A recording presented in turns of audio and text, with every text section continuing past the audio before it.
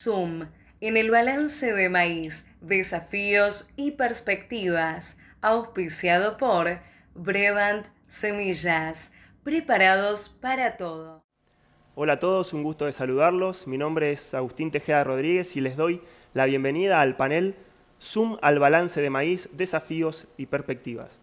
Como todos sabemos, durante los últimos años la cadena del maíz ha tenido un crecimiento significativo que la convierte en una de las más importantes no solo de la agroindustria, sino también de la economía argentina. La producción de maíz se extiende a lo largo y ancho de todo el territorio, involucrando a miles de productores que hacen una gran contribución a la economía argentina. Por primera vez desde el año 96, en la campaña 19-20 y nuevamente en esta campaña 2021, la producción de maíz se ha convertido en la más importante de Argentina, superando a la producción de soja. Desde la campaña 15-16 y con la eliminación de las restricciones a las exportaciones y la baja en los derechos de exportación y los incentivos que eso ha generado, la producción de maíz se ha multiplicado y eso ha generado un gran aumento del Producto Bruto Agroindustrial de toda la cadena, que ha alcanzado este año los 14.500 millones de dólares, un incremento del 75% en relación al Producto Bruto que teníamos campañas atrás. Este gran incremento del Producto Bruto se da también en relación a una economía argentina que durante los mismos años se ha mantenido prácticamente estancada e incluso con comportamiento recesivo. No solamente estamos hablando de un Producto Bruto tan importante, sino también de una contribución a la recaudación que estaría en el orden este año 2021 de los 3.500 millones de dólares. No solamente recaudación, sino también exportaciones que podrían alcanzar, en el caso del maíz en grano, los 8.000 millones de dólares gracias a un gran e importante escenario internacional. Si le sumamos los productos transformados en base a maíz, carnes y lácteos, estamos hablando del 20% de las exportaciones de Argentina. No solamente contribución en términos económicos, también contribución en términos sociales con la creación de 730.000 puestos de trabajo en todas las regiones del país, que hacen de esta cadena una cadena muy federal que explica el 6% del empleo registrado en Argentina. Pero quizás es en los aspectos ambientales en donde esta cadena hace su mayor contribución, ¿sí? Contribuyendo entonces a un mayor uso, a un mejor uso y más eficiente de los recursos naturales y al cuidado de un activo estratégico como es el suelo. Este año 2021, y como decíamos, gracias a un escenario muy favorable de precios internacionales, la contribución en todas estas variables será récord. Pero debemos señalar dos aspectos muy importantes. El primero es que el área sembrada durante las últimas 3 campañas y después del salto de la 18-19 comienza a mostrar signos de estancamiento. Y el segundo es que más allá de estos números significativos de contribución al desarrollo sustentable de la Argentina, el potencial es muy superior a la situación actual. Por eso es que pensamos en este panel, para discutir acerca de lo que ha sucedido en los últimos años, para pensar y discutir acerca de la situación actual y los principales desafíos y sobre todo para analizar alternativas que nos devuelvan a la senda del crecimiento y nos acerquen a ese potencial. Por eso, y sin más introducción, paso entonces a darle la bienvenida a quien me estará acompañando el día de hoy en la conducción de este panel, Sofía Gallo, analista del Departamento de Investigación y Prospectiva Tecnológica de la Bolsa de Cereales. Hola Agus y bienvenidos a todos. Este año nos toca, bueno, un año más en Maizar, esta vez nos toca el desafío de conducir este panel, pero contamos con invitados de gran experiencia con los cuales vamos a estar hablando sobre los distintos eslabones de la cadena de valor de maíz. En una primera parte del panel nos vamos a centrar en la parte de la oferta, para eso vamos a contar con la presencia de Esteban Copati, el jefe del Departamento de Estimación Agrícolas de Bolsa de Cereales, y nos va a estar brindando algunas precisiones sobre este crecimiento en maíz y de cuál sería la oferta para esta nueva campaña. En una segunda parte vamos a centrarnos más del lado de la demanda, Vamos a estar hablando sobre los usos de maíz, sobre qué posibilidades tenemos de agregarle valor y de transformarlo en otros alimentos, en energía, en productos que podemos intercambiar en el mercado tanto local como internacional.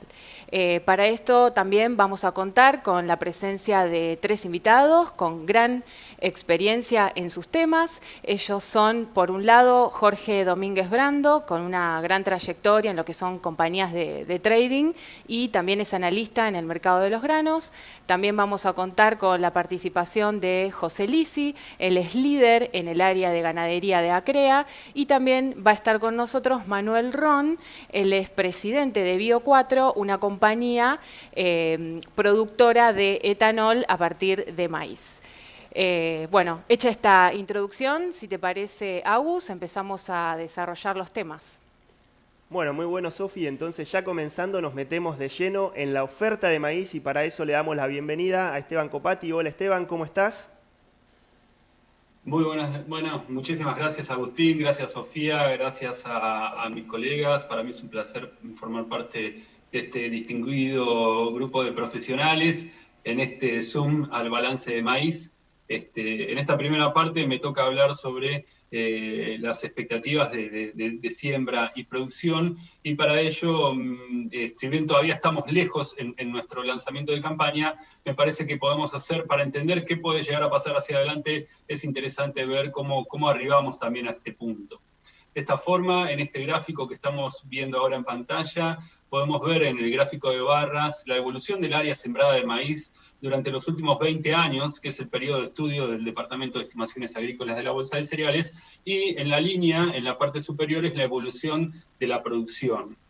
Creo que lo interesante de este gráfico es que se pueden distinguir por lo menos 3 momentos importantes, ¿no? Una primera etapa entre la campaña 2000-2001 hasta la campaña 2009-2010, en donde el área de maíz oscila por debajo de las 3 millones de hectáreas sembradas. Es importante poner en contexto que esto sucedía en un momento en donde se registraba una importante expansión del área agrícola destinada a la siembra de cultivos extensivos, y esa expansión era fundamentalmente capitalizada por el cultivo de soja.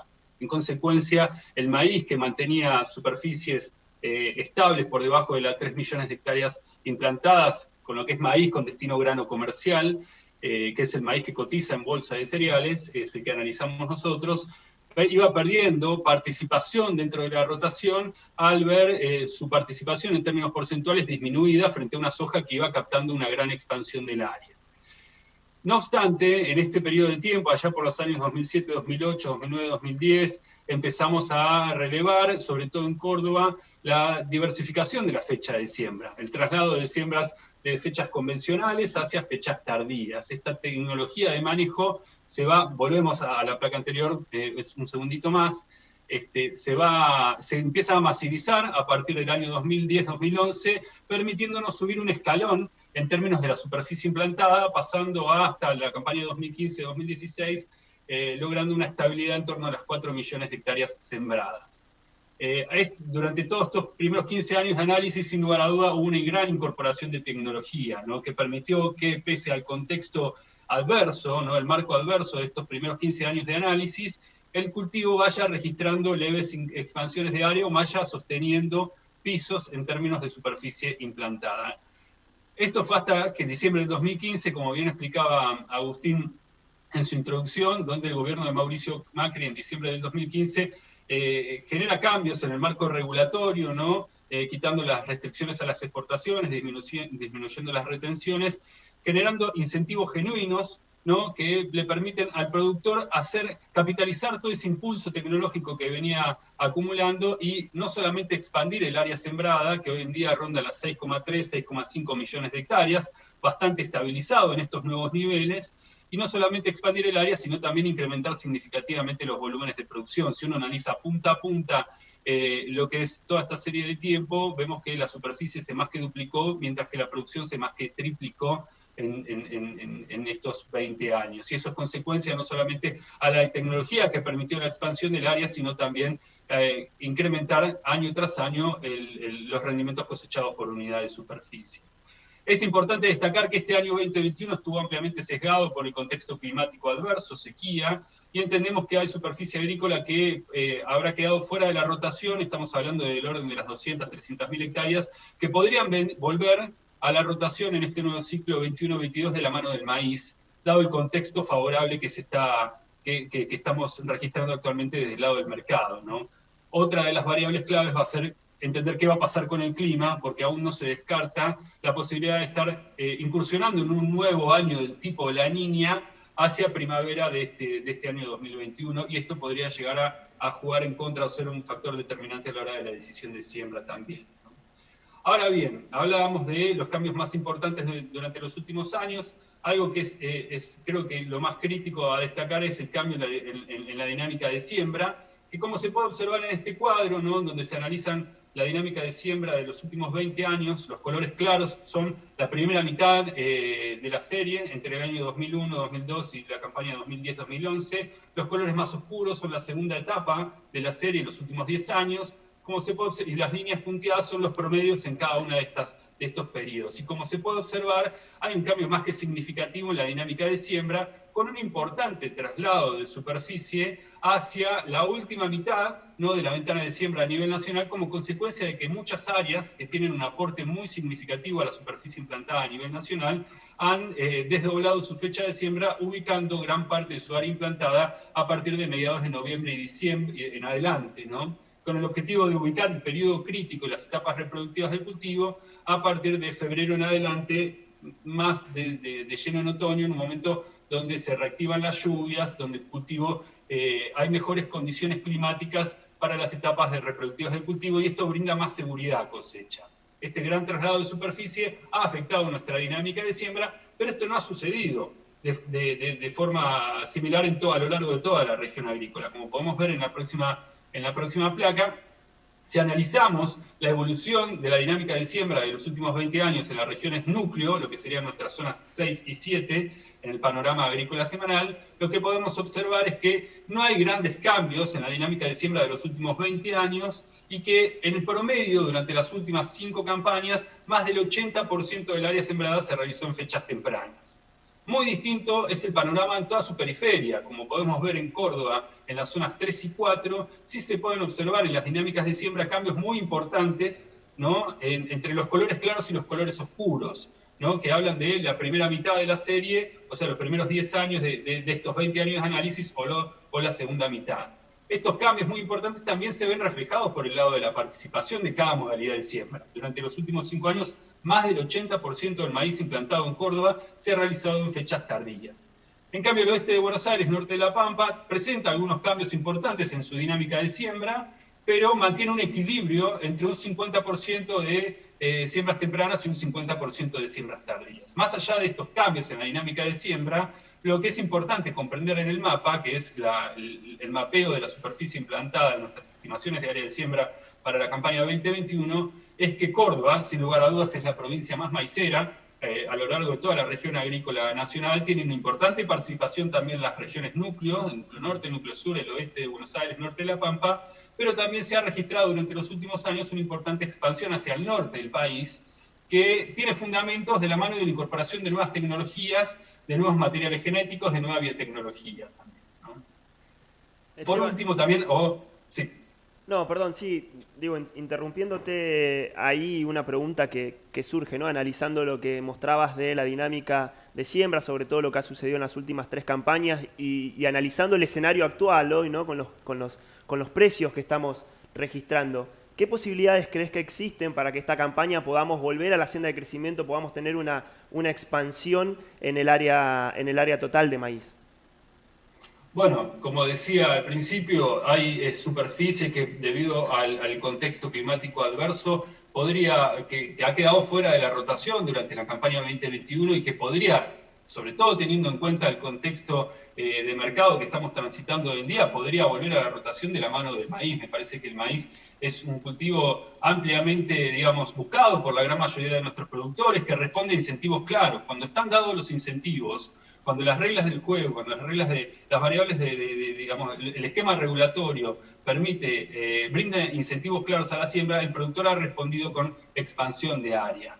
Ahora, digamos, se tienen que alinear distintas variables también para poder concretar esa expansión de área y traducirla en un incremento en el volumen de producción. No solamente tiene que haber señales por el lado de las reglas del juego claras, como decía, tiene que haber señales por el lado del mercado y señales también, tiene que haber un contexto climático que permita expresar estas expansiones en buenos rendimientos y en buenas producciones, ¿no? Creo que el escenario futuro es más que positivo si el contexto climático y el marco regulatorio acompañan y brindan incentivos a la producción. Ahí muy rápido, y la última te pido breve en tu respuesta, en relación a los rendimientos, ¿no? Hablábamos de área, ¿qué es lo que ha sucedido con los rendimientos durante las últimas campañas?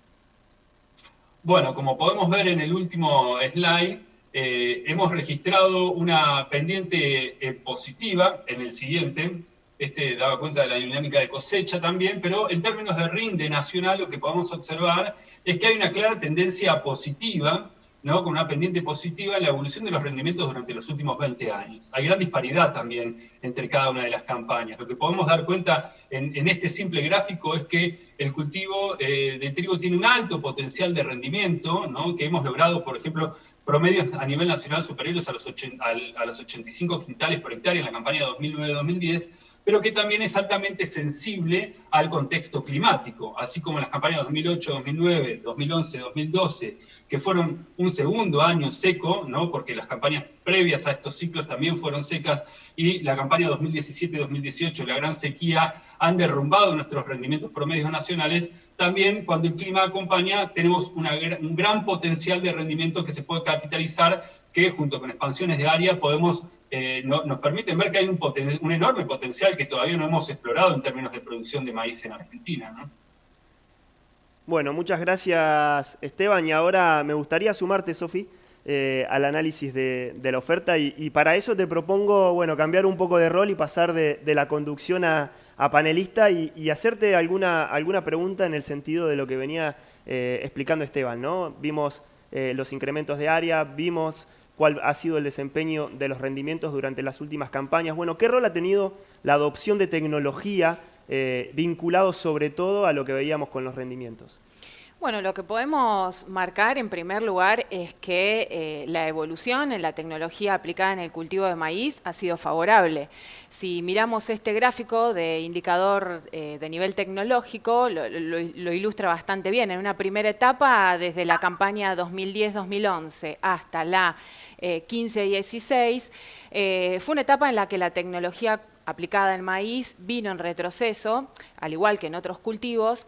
Digamos que los planteos se habían vuelto un poco más defensivos, todo para sostener un área que, como comentaba Esteban, en ese periodo de tiempo giraba en torno a las 4 millones de hectáreas.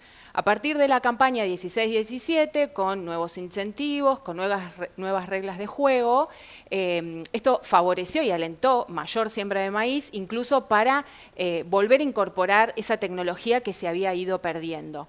Ahí vimos un gran salto tecnológico, si comparamos el nivel tecnológico alto de la campaña 14-15 con la 16-17, vemos que pasó de un 39% a un 52%. En las subsiguientes campañas, al igual que el área, vimos que este indicador de nivel tecnológico es como que se estabilizó, pero acá hoy actualmente estamos más o menos en un 50% de tecnología alta y un 50% de tecnología media, ¿no? Para el maíz.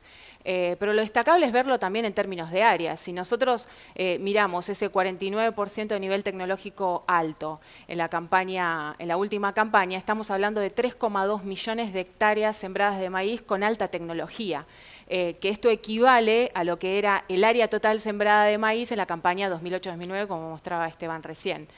Y en relación con otros cultivos, lo que podemos ver en los siguientes gráficos de torta es que maíz es el cultivo con mayor adopción de tecnología. Está por encima de soja, por encima de trigo, incluso por encima del agregado país. Y esto tiene que ver con que maíz es un cultivo altamente demandante de tecnología y como podemos ver en la otra figura, en la nube de palabras, se destacan, hay dos variables, digamos, que vienen a explicar en mayor medida lo que es la adopción producción de tecnología en maíz, que es la fertilización y la biotecnología. Esta nube de palabras surge de la consulta que hicimos en nuestro relevamiento a todos los colaboradores de nuestra red de colaboradores de Bolsa de Cereales. Y en ese sentido, Sofi, entonces, ¿cuáles han sido las principales innovaciones en torno al paquete tecnológico de maíz durante los últimos años? Bueno, podemos mencionar dos grandes innovaciones. Por un lado, como mencionaba Esteban recién, la diversificación en la fecha de siembra de maíz y por otro lado, la biotecnología.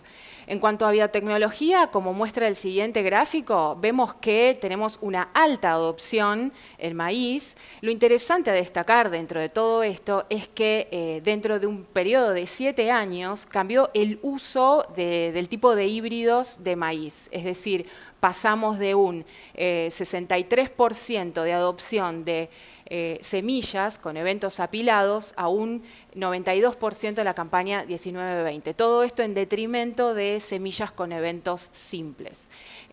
Acá lo interesante a destacar de esta innovación es que permitió la siembra de maíz en regiones extrapampeanas, digamos que tradicionalmente no eran maiceras.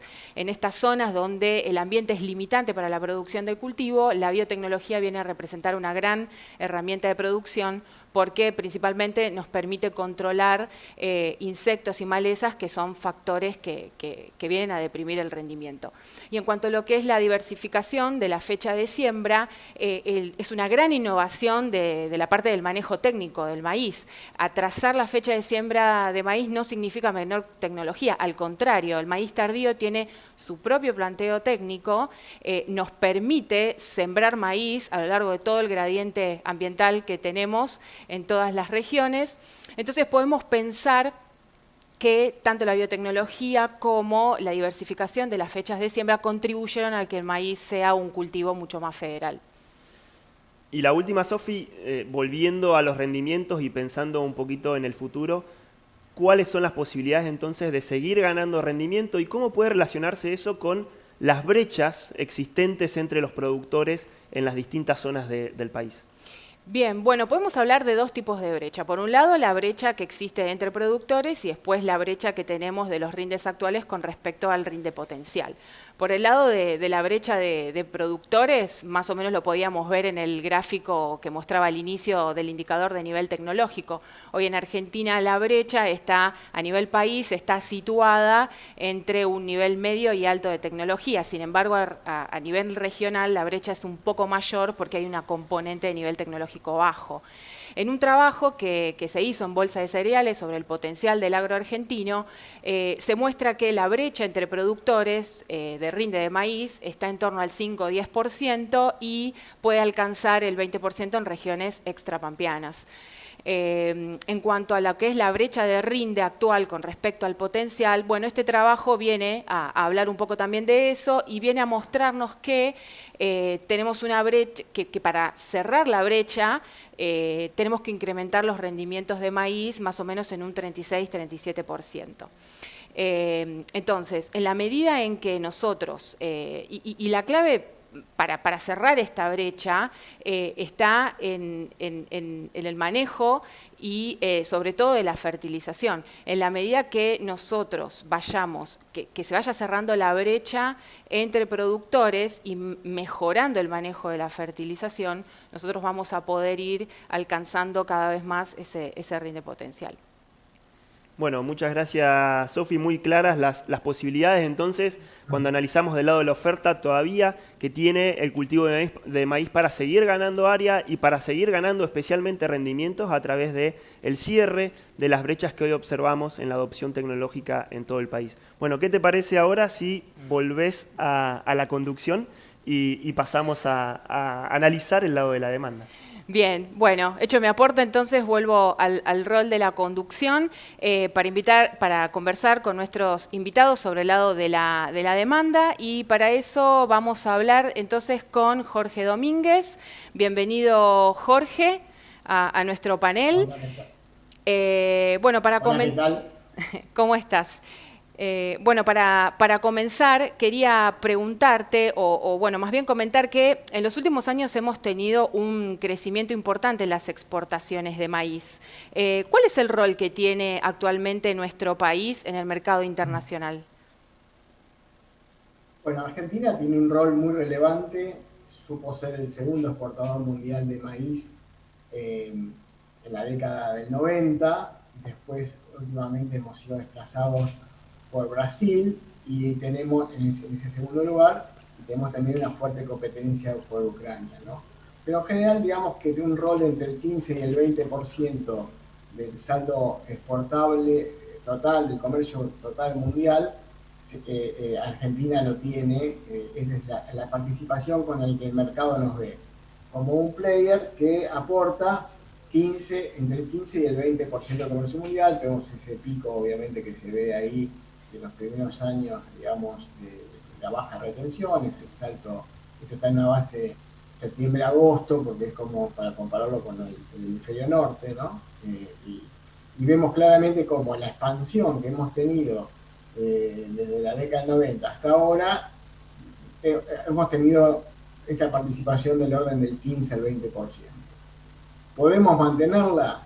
¿Hay desafíos para adelante? Bueno, seguramente que sí. Y la gran pregunta es si podemos seguir produciendo maíz, si vamos a tener problemas para colocarlo o no. Y bueno, ahí podemos ver qué esperamos para adelante. Si quieren ver la próxima slide, podemos ver qué espera el USDA, el Departamento de Agricultura de Estados Unidos, en términos de comercio mundial hacia el 2030. Esto es una publicación del mes de febrero, con datos que termina procesando en octubre del 2020. Claramente la previsión es un aumento, fíjense la pendiente que tiene la línea verde, del comercio de soja y oleaginosos, a la par el de granos forrajeros, que es la línea azul, y un poco más estancado el comercio mundial de trigo. Eso nos habla de que hay una creciente necesidad de países importadores de mayor demanda de harinas proteicas, mayor demanda de granos forrajeros para alimentar áreas del mundo, básicamente el sudeste asiático y Latinoamérica, que van incorporando cada vez más carne en su dieta. Así que esto es una muy buena noticia. Vamos a verlo bien en el próximo slide en términos de Perdona la interrupción, te quería preguntar, ¿no? Sí. Si existen chances de aumentar las exportaciones de maíz y de diversificar los destinos. Por eso. Ahora vamos a ver un poco las expectativas que hay. Fíjense, esto es lo que el USDA preveía hacia octubre, que publica en febrero, como les decía, de expansión hacia el 2030 del consumo de granos forrajeros. Esto es no el consumo, sino la importación, que es lo que más nos importa, porque si se crece el consumo, pero no es a base de importación, nosotros como país neto exportador, que es la Argentina, necesitamos que crezca el comercio mundial.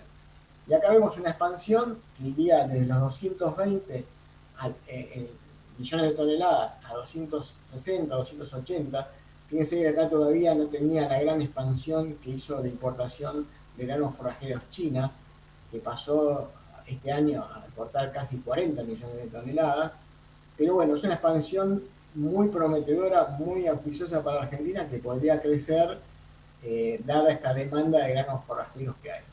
Cuando vemos esta expansión de casi 60 millones de toneladas sin China, con China serían como 80 millones más de expansión, gran parte de eso es el maíz, y lo podemos ver, si quieren, en la próxima placa, que es cómo se ve del lado de la exportación, ¿no? Entonces, cuando vemos del lado de la exportación, vemos que la previsión es que de esos 60 millones más, 45 o 50 sean de maíz y el resto de cebada, forrajera, avena, centeno, los otros granos, sorgo, que es muy importante. Pero la gran movida, digamos, de los 60 millones más, 50 millones son de maíz. ¿Y cómo se imagina el mundo que va a ser abastecido ese comercio mundial? Bueno, la franja del medio, la celeste, que es la de Brasil, ahí esperan que de 40 millones que están exportando ahora pasen a 60 millones. Estados Unidos se ve pasando de 60 a 70 y Ucrania de 20 a 30. Y a nosotros estancados en 38. Esa es la visión de Estados Unidos. Obviamente porque se imaginan que vamos a tener políticas, digamos, que no van a permitir una expansión del área total y que tendremos algunos rendimientos creciendo quizás algo lento, o que, no sé, por las retenciones reiteradas, el intervencionismo que solemos tener, no vamos a poner a full swing toda la capacidad de producción de maíz. Ese es el gran desafío que tenemos. La verdad que somos muy competitivos, somos un price fighter. Cuando entra el mercado argentino, hoy por hoy somos el maíz más barato del mundo. Cuando somos capaces de competir en Corea o en Vietnam o en Taiwán, ahí el maíz argentino va a cualquier destino del mundo compitiendo con el maíz brasilero, con el maíz ucraniano o el americano, puesto en el norte de África, puesto en el Medio Oriente. La verdad que tenemos un panorama desde el punto de vista de la demanda espectacular y exacerbado por la actividad creciente de China. ¿Por qué China importa tanto? Bueno, porque en su cambio, o sea, tuvo el problema de la fiebre porcina, eso le destruyó bastante el stock ganadero, pero al recuperarlo, lo recupera con granjas al estilo occidental, en vez de tener 4 o 5 chanchitos el productor en el fondo de su casa, y eso genera una demanda agregada de harina y de granos enorme. Así que la recuperación de stock ganadero en granjas tipo estilo occidental, intensivas, intensifica el uso de maíz y de soja, harina de soja en las dietas de estos animales. Así que la verdad que el panorama de la exportación es espectacular, ¿no? Bien, clarísimo, Jorge. Y te hago una última pregunta. Hace un ratito estábamos hablando de la diversificación de la fecha de siembra de maíz, ¿no? En términos técnicos. Ahora, en términos del mercado, ¿qué impactos tiene en nuestra inserción, digamos, qué impacto tiene la diversificación de la fecha de siembra en nuestra inserción en el mercado internacional y cómo podría haberse modificado el rol que tenemos nosotros como país, como recién nos estabas comentando? Bueno, la verdad que la diversificación amplía la capacidad de exportar maíz, porque obviamente desde el uso de las instalaciones es mucho más eficiente tener un programa repartido en todo el año que concentrado solamente en 3 meses, de marzo a mayo. Así que la verdad que gran parte, cuando uno ve esos 37, 38 millones que Argentina es capaz de exportar, hace más o menos una mitad de mayo a junio y la otra mitad de julio en adelante. La verdad que eso, desde el punto de vista del uso de los activos, puertos, es muy, muy bueno. Obviamente que la mayor oportunidad comercial para colocar el maíz se da en el periodo de transición entre marzo y junio, que está ya a la cola del balance norteamericano y el interfaz que hay entre el maíz de primera y la safrinha de Brasil, que entra más hacia julio. Bueno, la amenaza un poco para los precios es que tenemos que competir en el segundo semestre con Estados Unidos y con Brasil, mucho más fuerte, pero también Argentina tiene habilidades, porque como tenemos los puertos combinados, que por el mismo puerto se están exportando granos y también subproductos, que son fábricas adosadas a un puerto, Argentina tiene un rol muy relevante en países que prefieren llevar barcos combinados de maíz y harina de soja.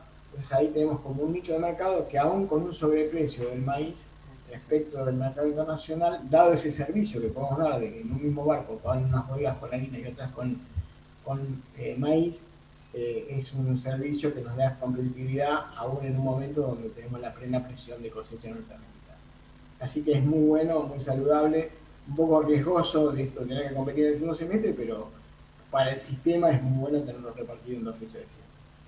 Perfecto, muy, muy interesante, Jorge, gracias por este panorama. Y bueno, ahora nos vamos a trasladar a Santiago del Estero para hablar con nuestro otro invitado, José Lisi. ¿Estás por ahí? Bienvenido y gracias también por estar en este panel. ¿Qué tal? Buenas tardes.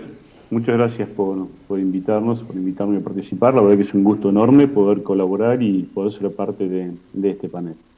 Bueno, para empezar, te hago una consulta. La pregunta es, ¿cómo ves la situación actual de la ganadería en nuestro país y qué perspectivas tiene? ¿Cómo lo ves? Bien, casi habría que tener una bola de cristal importante, pero bueno, la situación es más fácil.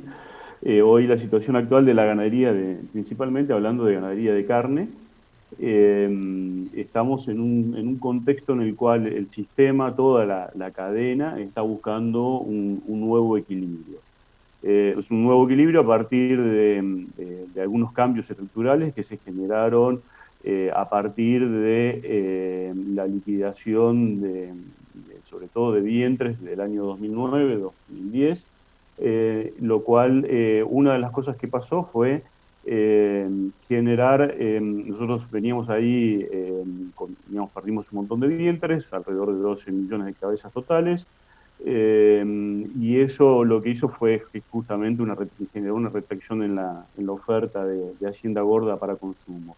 Eso en ese momento, digamos, debido a la atracción de la demanda, se empezó a reemplazar con una aceleración de los ciclos de engorde, principalmente basados en suplementación o en dietas más energéticas, claramente maíz y corrales. Así que de esa manera, para poner un número, un ejemplo, nosotros con la estructura que teníamos de rodeo al año 2009, teníamos una tasa de extracción de machos del orden del 60-65%, o sea que de la producción de machos de terneros que pasaban a novicitos y que van a faena, en el año se faenaba el 60-65% de la producción y había un carryover digamos, del saldo, ¿no? Sobre el 100. En el año 2020 tuvimos una tasa de extracción de machos del orden del 111%. Eso es básicamente mucho grano en la dieta y genera también esta situación digamos, una relación oferta-demanda muy tensa porque no hay margen, no hay un backup de oferta. Así que después Jorge se pone contento porque los precios suben, pero a la cadena, en general, a todas las cadenas ganaderas, las que dependen en su mayor medida del maíz, les afecta bastante y eso es lo que vimos un poco sobre el fin del año pasado, ¿no? Incremento del precio del novillo, incremento del precio de la carne del mostrador, digamos, una tensión bastante compleja entre toda la cadena, el precio del consumidor y el poder de compra del consumidor argentino, que en definitiva fue convalidando, debido a la escasez de oferta, subas que fueron el año pasado del orden del 60 y pico, 70% en los precios en pesos nominales.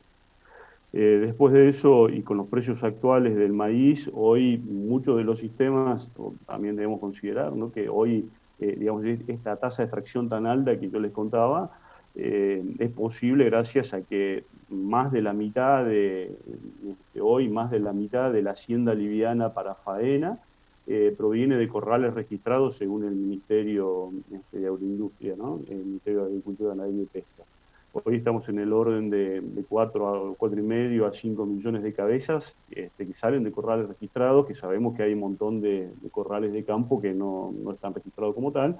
Así que la importancia del maíz en la cadena es importante, a tal punto que con el encarecimiento de la producción se empezó a sustituir grano por pasto, y se empezaron a alargar los ciclos de producción. Eso es un poco lo que determina la caída en la oferta. Y por otro lado, tiene el rebote en los precios, ¿no?, sobre todo por el faltante de Hacienda. Bien, bien. Impecable, José. De hecho, ya me di por respondida un par de preguntas que quería hacerte, pero va una última y es, vos, ¿cómo ves, digamos, se podría transformar una mayor proporción del maíz que estamos produciendo y exportarlo como lácteos, como carnes, como otro tipo de productos? Sí se puede, sí se puede y se puede mucho. O sea, ahí estamos hablando hoy de una expectativa para este año en particular, no sé, de cosecha según el USDA, de 47,5 millones de toneladas con un consumo aproximado de 15. O sea que la realidad que el mercado de maíz está mucho más afuera que adentro. Y podríamos tener un crecimiento bastante importante, ¿no? ¿De cuánto? No sé, en lo que es ganadería de carne, hoy podríamos estar pasando de 6, 7, 8 millones de toneladas a un poquito más todavía. Casi un 50 o 60% si hubiese algún incentivo. El problema de esto es que lo mismo pasa con el cerdo, lo mismo pasa con el pollo y lo mismo pasa con el tambo. A diferencia de quien piensa el maíz como grano netamente exportador, para el consumo, todo lo que es producción animal, tanto carne de cerdo, de pollo o leche o lácteos en general, tiene como principal mercado entre un 70 y un 90%, dependiendo de la producción, el mercado doméstico. Y el mercado doméstico tiene un poder de compra muy limitado y de alguna manera siempre se está tratando de desacoplar los precios de paridad internacional de lo que producimos para que tener una oferta abundante y barata en el consumo. Entonces, mientras eso no cambie, las señales hoy favorecen mucho más a lo que es la exportación, porque claramente tanto para la cadena de valor como para el gobierno, con precios internacionales y con doble tipo de cambio y un montón de otras cuestiones, generar un consumo mayor para producir alimentos para el mercado interno sería destruir valor y no agregar valor a la producción de maíz. Clarísimo, impecable. Gracias, José. Y te voy a dejar unos minutitos. Ahora vamos a viajar a Córdoba para hablar con nuestro próximo invitado, Manuel Ron, presidente de Bio4. Bienvenido, Manuel, ¿cómo estás? ¿Qué tal? Un gusto estar acá. Gracias por acompañarnos. Y para empezar, arranquemos desde un nivel micro, ¿no? Quería preguntarte cuánto contribuye la industria del etanol al crecimiento de maíz en Córdoba. Y también preguntarte si se observan un diferencial de precios percibido por el productor en la región. Bueno, para contestar la pregunta, digamos, un claro ejemplo de cómo tracciona la industria del bioetanol, o el claro ejemplo más claro a nivel mundial es Estados Unidos, donde la industria digamos, consume el 40% de la producción de maíz de Estados Unidos. Es el mayor consumidor de maíz y de alguna manera, por la magnitud que tiene el mercado de maíz de Estados Unidos, es uno de los fundamentos más importantes para sostener, digamos, los precios del mercado de maíz. De hecho, la exportación de maíz de Estados Unidos es despreciable al lado del consumo interno que tienen para etanol. Y yendo específicamente a cómo pasa aquí en la Argentina o cómo la industria tracciona, o sea, es una industria que tiene la particularidad de tener un consumo no estacional, un consumo parejo durante todo el año, porque la demanda de combustibles es bastante pareja, tiene una estacionalidad en el verano, pero bueno, la demanda que tenemos en las plantas es muy consistente. En la Argentina vale aclarar que solamente no llega al 3% de la cosecha de maíz de la producción anual de 50 millones de toneladas, no estamos llegando a 1,5 millones de toneladas de consumo para bioetanol, o sea, todavía es muy chico el consumo, pero un caso concreto que quería traerles, el que están viendo acá en la diapositiva, es, digamos, cómo fue durante el año 2020 el consumo de maíz en la provincia de San Luis, donde se da un clúster de consumo de maíz en la zona de Villa Mercedes, que es un ecosistema bastante ejemplar de lo que podría ser, digamos, cuando pasa esto o pasar esto en el resto de las regiones, como una industria de bioetanol como la empresa Diacer, que está en Villa Mercedes, Lucovil, que actualmente es propiedad de Cargill en ex Ledesma, ¿no? en la ciudad de Villa Mercedes también, que hace molienda húmeda y consume alrededor de 1.000 toneladas por día de maíz, o tiene esa capacidad instalada por lo menos.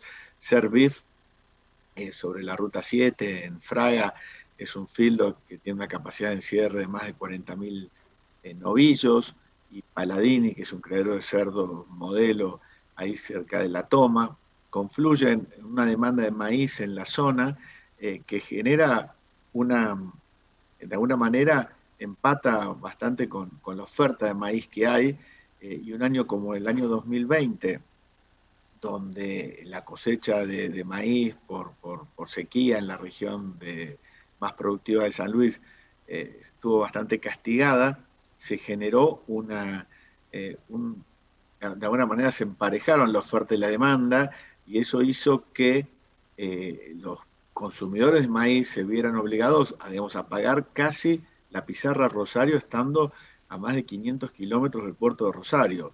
Y como ejemplo, digamos, te pongo acá abajo, que en Río Cuarto, donde la oferta de maíz era muy superior a la demanda, producto de que la sequía no fue tal y que todavía los consumos de maíz que hay en la zona de Río Cuarto no son tantos, el descuento, digamos, que hacían los compradores de maíz, en los cuales nos incluimos nosotros, Bio 4, estaba arriba de los $10, acá pongo caso concreto de $13 por tonelada, y en la zona de Villa Mercedes, más alejada del puerto, el descuento era mucho menor, llegaba a $5 por tonelada durante casi todo el año, ese fue el contraflete promedio que tuvieron las industrias para poder comprar maíz, porque con menos de eso, digamos, no podían, si hacían un descuento más grande, no podían conseguir ese maíz tan necesario para cualquiera de estos procesos, engorde de cerdos, vacunos, molienda húmeda, etanol. Entonces la industria del etanol se suma al resto de las industrias demandantes de maíz y esto genera un efecto que en Estados Unidos ya lo venimos viendo hace muchos años, lo mismo pasa en Entre Ríos, donde la gran demanda para el consumo de alguna producción como la de pollos en Entre Ríos genera una demanda que hace que los precios locales sean parecidos a los precios del puerto y esto de tener precios parecidos a los de Rosario, a 500 kilómetros de Rosario, es un beneficio tangible para los productores agropecuarios. Tal vez fue un año excepcional por la sequía, pero esto pasa cuando la demanda de las industrias se acerca a la oferta que hay disponible. Y en Estados Unidos, en muchos lugares de Iowa, Illinois, alejados tal vez del mercado de Chicago, que es el mercado de referencia, se generan unas demandas ya por los feedlots grandes que hay, por los consumos para transformar en proteína animal, etanol, molienda húmeda, que generan ellos le dicen el basis, pero es, digamos, un descuento que a veces es superior al del puerto de referencia, por esa demanda y pelea que hay entre los consumidores. Así que bueno, esto digamos, ejemplifica la pregunta que me hacías. Bien, perfecto. Y yendo a un nivel más macro, ¿cuál es el aporte que hace la industria del etanol al desarrollo tanto regional como nacional? En el plano regional es todo el desarrollo de proveedores, es una industria que tiene muchas industrias de servicios conexos, o sea, donde se desarrolla una industria del bioetanol, primero se genera una cantidad de industrias alrededor y por otro lado se generan también clúster ganaderos porque la burlanda, que su producto tiene muchísima demanda y es muy interesante para la conversión en proteína animal, sobre todo en vacuna, ¿no? Y se generan feedlots y clúster ganaderos muy eficientes alrededor de las plantas de etanol. En el plano nacional, principalmente, es un balance en las emisiones de dióxido de carbono, o sea, reduce las emisiones de dióxido, producto que es un combustible renovable que reemplaza a la nafta y que aparte de aumentar el octanaje en la nafta, tiene una reducción de los gases de efecto invernadero superior al 70%, y esto contribuye a todos los compromisos que tiene Argentina frente al cambio climático en el mundo. Bien, y para ir cerrando, te hago una última pregunta. ¿Cuáles son las posibilidades de crecimiento de la industria del etanol y cuáles serían los desafíos, ¿no?, para que eso suceda? Bueno, es una buena pregunta porque justo en este momento se está definiendo, digamos, cómo hacer reglamentariamente, desde el punto de vista de la ley de biocombustibles, en los próximos 10 años, la política que afecte, y creemos que la oportunidad más grande está en el crecimiento, es una industria muy competitiva, que genera un combustible que aparte de ser renovable, como te decía antes, y disminuir emisiones, es muy competitivo, que podría ayudar a que los precios de los combustibles en los surtidores estén más accesibles para los consumidores y que podría generarse a nivel de combustibles regionales, combustibles que se generen en el norte a partir de la caña de azúcar, en Tucumán, en las provincias productoras o en Córdoba a partir del maíz, o en Chaco, Santiago del Estero, lugares donde también se produce maíz, y que se generen combustibles con altos porcentajes de bioetanol, que no viajen hasta Buenos Aires para ser mezclados y vuelvan a los lugares de origen, sino que directamente se mezclen localmente, por ejemplo, E85 o E60, combustibles que tengan 60% de etanol, 40% de nafta, en esos lugares, Y después a nivel nacional, la posibilidad de incrementar el corte, que hoy está en el 12%, todas las naftas tienen 12% de bioetanol, que pueda subir a un E15 o E18 y de esa manera generar una atracción, una demanda más importante que genere más industrias y más empleo en el interior de la Argentina. Bien, impecable, Manuel, muchas gracias. Y bueno, Agus, si te parece, te devuelvo la conducción. Bueno, muchas gracias, Sofi. Muy interesantes todas las entrevistas como para entender qué es lo que está sucediendo en cada uno de los principales usos del maíz, ¿no? Hablamos del uso para la producción de bioenergía, hablamos de la exportación de maíz en grano y también del uso de la producción de maíz para la alimentación animal. Ahora lo que les propongo a cada uno de los panelistas, invitando también a Esteban que se sume por el lado de la oferta, es en 2 minutos, ¿sí?, una reflexión de cierre, analizando un poco, resumiendo lo que veníamos conversando y también, si quieren, bueno, aportando algo que no haya surgido en las entrevistas y que, bueno, creamos que quienes estén del otro lado de la pantalla pueden estar interesados en conocer en relación a los desafíos actuales y las perspectivas de corto plazo para esta cadena. Comenzando por Esteban.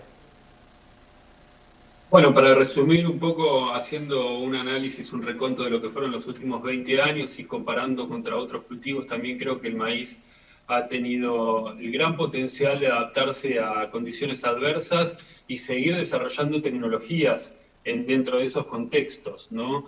Y que cuando se han dado las condiciones adecuadas y los incentivos adecuados, el productor ha apostado, ha invertido en la expansión de área y la inversión en tecnología, y ese conjunto de factores ha permitido que la producción explote. Creo que esta receta que hemos visto durante los últimos años tiene un gran potencial hacia adelante y creo que podemos seguir transitando sendas de crecimiento para el cultivo de maíz, que vamos a mantener estas tendencias. Lo único que hay que garantizar son las condiciones necesarias para dejar a los productores hacer lo que saben hacer, ¿no? Seguir produciendo y seguir apostando a las gramíneas y especialmente al maíz como cultivo, como gramínea de verano por excelencia, ¿no?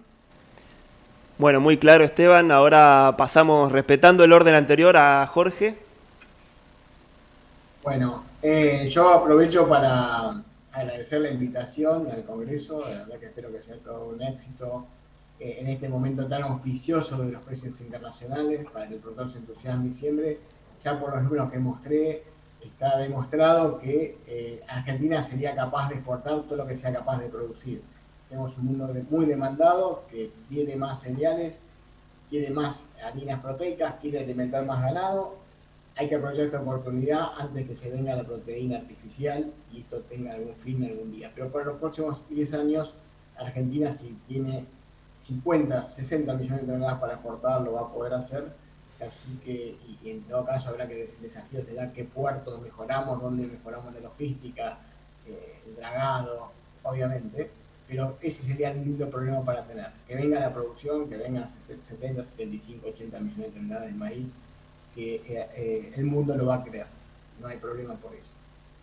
Es el mensaje. Bueno, gracias, Jorge. Pasamos entonces ahora a José. Bien, en línea con lo que decía Jorge, también, ¿no?, la demanda sobre todo de proteína animal está creciendo, ¿no?, sigue creciendo de forma sostenida y lo va a seguir haciendo por el próximo tiempo, aunque tal vez el consumo per cápita a nivel global caiga, y donde China hoy es un demandante número 1 y el déficit de proteína animal que tiene, que va a tener por un tiempo, es el equivalente al volumen total de exportaciones de carne de todo el planeta. Así que tenemos una chance ahí tenemos por lo menos un incentivo para un incremento en la productividad, en tanto y en cuanto las condiciones macro del país lo permitan. Y para nosotros y para todas, en general para todas las cadenas animales, ya sea vía silaje o vía grano, el maíz es una de las formas que permitiría hacer eso. No la única, pero sí una, y capaz que una de las más rápidas e importantes. Muchísimas gracias, José. Y bueno, el turno ahora para Manuel. Bueno, muy cortito, dos reflexiones. Una, que cuando hay demandas de maíz que se instalan, fábricas que consumen maíz o producciones animales que consumen maíz, para los productores agropecuarios locales es súper beneficioso porque esto rápidamente se traslada a los precios y cuando hay competencia entre los consumidores, digamos, de una zona, los productores son los que salen más favorecidos porque mejoran sus números y por eso creo que es importante que esto quede bien claro y graficado por lo que, por ejemplo, pasó en San Luis el año pasado. Y por otro lado, que es también un excelente momento para debatir cuál puede ser el futuro de los biocombustibles, que son una demanda muy importante para el maíz. El maizar siempre está ocupado por estos temas que hacen a la cadena de trabajo y a la transformación de maíz en energía y en burlanda. Y justo se está definiendo en estos próximos 60 días el futuro de esta industria y es muy importante que las autoridades tomen en cuenta esto, de la atracción que tiene, de la agregación de valor en el interior, que es súper importante para la generación de empleo, que haya un marco regulatorio razonable, fundamental para que podamos crecer, como lo hizo Estados Unidos, como lo está haciendo Brasil, que nos ha pasado en los últimos 10 años, gracias a políticas de Estado claras, donde digamos, las reglas del juego no se cambian y la industria se puede seguir desarrollando. Así que bueno, muchas gracias por la participación. Bueno, yo quiero agradecerles a todos por estas reflexiones, la verdad muy claras, conceptos que sirven mucho para comprender la situación actual y sobre todo también las perspectivas que puede tener esta cadena, tanto del lado de la oferta como desde el lado de la demanda. A modo de cierre quisiera agregar de que, como vimos, esta es una de las cadenas más importantes de la economía argentina, con una gran contribución al desarrollo sustentable de nuestro país en términos económicos, sociales y ambientales. Este año 2021, tan particular para la Argentina, va a realizar un aporte récord gracias a precios internacionales que, como mencionaba Jorge, se encuentran en niveles históricamente altos, los más altos desde el año 2012. Escenario de precios y que pensando en la campaña que viene nos depositan frente a la gran oportunidad que tenemos de volver a incrementar área, de volver a incrementar inversión en tecnología, producción y que eso traccione al resto de los eslabones de la cadena de valor. Los incentivos están, el productor ha demostrado que responde a incentivos. El límite lo pondrá, por supuesto, el clima. Esteban señaló algunas posibilidades en relación a eso y especialmente los condicionamientos domésticos, que también ha sido algo que ha surgido a lo largo del panel, especialmente las expectativas que puedan tener los productores en relación a posibles cambios en las reglas de juego, en el acceso al financiamiento y cómo eso pueda limitar la intención de siembra o la decisión de invertir en esta cadena. Pensando ya y mirando hacia el futuro, lo que vemos es que el potencial es enorme por la vinculación con los recursos naturales que esta cadena tiene, por su extensión a lo largo de todo el territorio, por sus encadenamientos con otras actividades productivas, por sus efectos multiplicadores en producción, empleo, en la inversión, por la inversión que realiza en adopción en tecnología, pero también en investigación y desarrollo. Esta cadena puede jugar un rol clave no solo en la salida de la crisis actual que tiene la economía argentina, sino también pensando en el camino hacia una sociedad más sostenible, más equitativa. Y ahí es donde entonces, y también ha surgido a lo largo del panel, se hace muy necesario para superar los límites que pone tanto el mercado internacional como la economía doméstica, el diseño, la implementación de un marco de políticas que sea favorable para la inversión, que promueva la producción, que promueva las exportaciones, que sobre todo promueva la transformación de este grano mágico en más alimentos, en productos biobasados, en bioenergía de mayor calidad, de mejor performance ambiental, y ahí es donde ingresa también un punto clave de esta cadena, que es su contribución al desarrollo territorial y, como Manuel mostraba, ¿no? Los polos de transformación de maíz que debemos promover en todo el territorio, y el caso de San Luis, el caso de Córdoba, que nos traía Manuel, son un claro ejemplo de lo que puede suceder. La agenda, como vemos, es extensa, los objetivos son ambiciosos, pero el compromiso y el trabajo de todos los actores de esta cadena es aún mayor. Así que miramos el futuro con optimismo. Sofi.